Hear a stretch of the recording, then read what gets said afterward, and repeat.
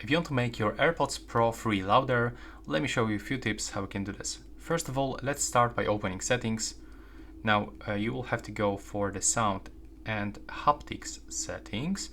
And when you are here, we will have to scroll down and make sure that you turn off that option, reduce loud sounds, and do the same for headphone safety.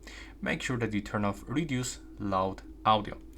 Also, you can try to get rid of spatial audio. Sometimes when the spatial audio is turned on, you will actually get loud issue. You will get this issue that they play too quiet.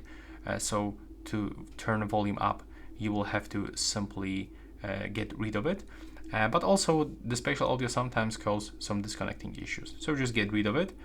And right now, when you turn on some streaming services, like for example the Apple Music, just make sure that you turn up the volume by using volume buttons, or if it is not working properly, you can just simply grab the AirPod and swipe up on this touch sensor to turn volume up.